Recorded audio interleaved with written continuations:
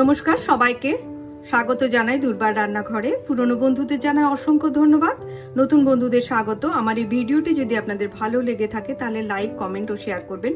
নতুন নতুন নোটিফিকেশনের জন্য অতি অবশ্যই সাবস্ক্রাইব করবেন। সবাই ভালো থাকবেন, সুস্থ থাকবেন। ধন্যবাদ।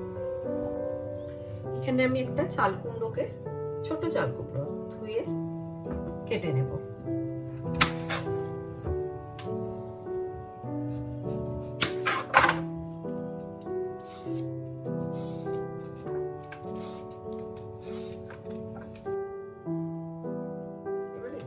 ছোট ছোট করে কেটে নেব।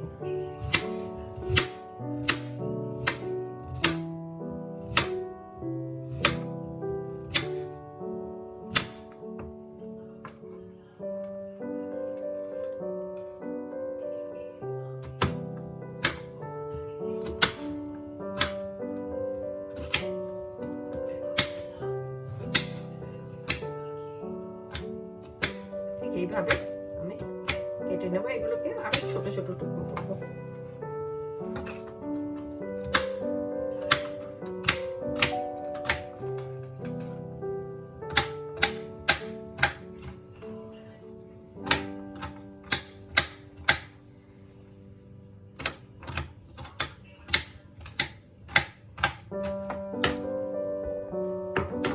এগুলো একদম দেখুন ছোট ছোট করে কেটে নিয়েছি এরভাবে।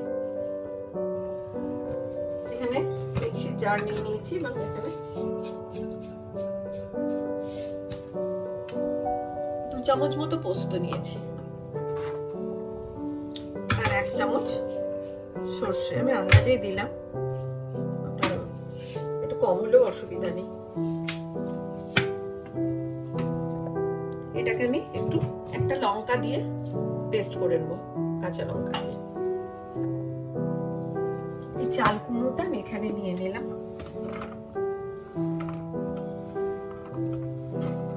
চাল কুমড়ো আমরা নারকেল দিয়ে খাই, বড়ি দিয়ে খাই, কিন্তু এই গরমকালে এই চাল কুমড়োর এই প্রিপারেশনটা ভীষণ ভালো লাগে খেতে। আপনারা করে একবার দেখবেন।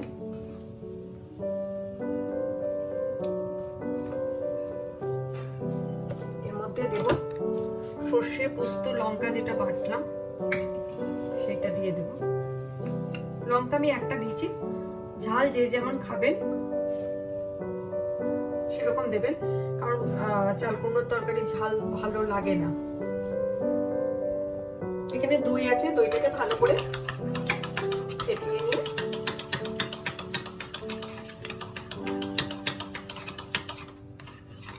ভালো করে ফেটিয়ে নিলাম।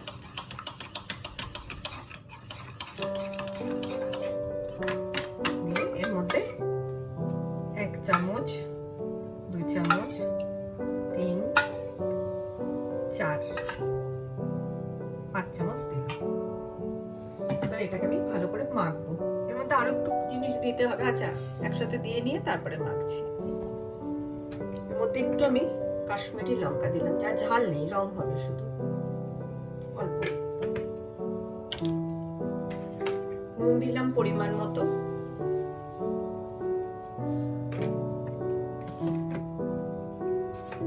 হলুদ পরিমাণ মতো। এটাকে আমি ভালো করে মেখে নেব। এটাকে হাতে করে ভালো করে মাখতে হবে।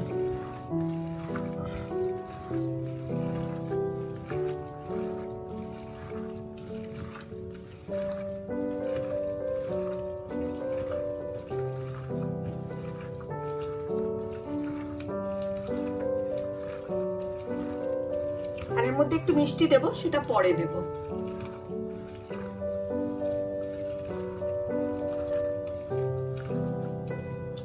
কারণ চাল কুমড়ো একটু মিষ্টি মিষ্টি না হলে ভালো লাগে।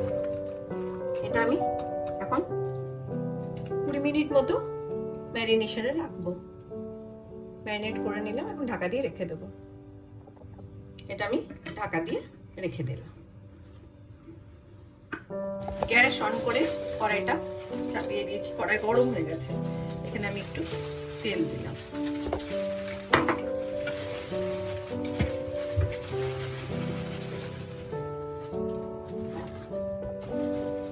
আমি একটা শুকনো লঙ্কা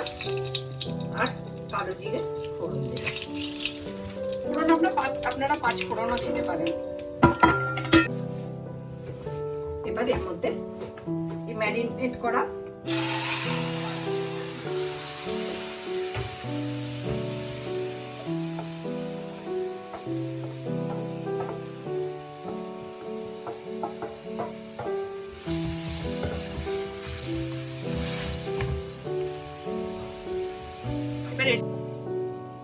এটা আমি আঁচটা কমিয়ে দিয়েছি, কমিয়ে দিয়ে এবার এটাকে ঢেকে দেব এবং এটা আস্তে আস্তে এখন হবে।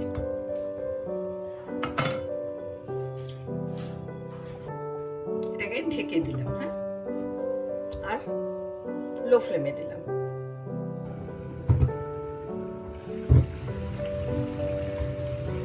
দেখুন কত জল ছেড়েছে, দইয়ের জল, চাল কুমড়োর জল, এতেই সেদ্ধ হয়ে যাবে।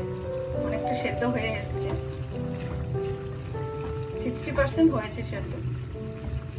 এখন এটা ঢেমে আছে, হবে।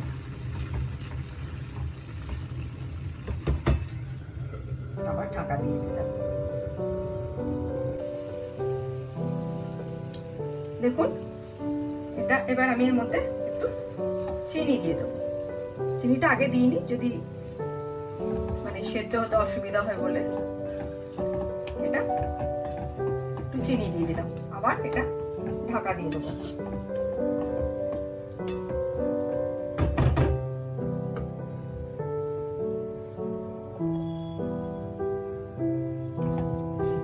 এটা হয়ে গেছে।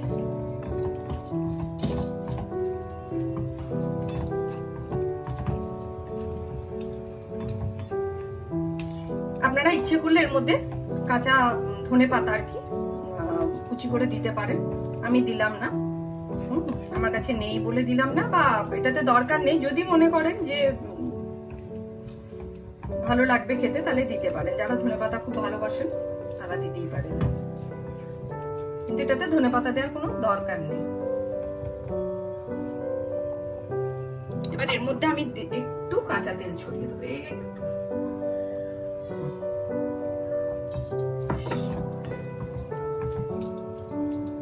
হয়ে গেল সর্ষে পোস্ত দই দিয়ে চাল কুমড়োর তরকারি।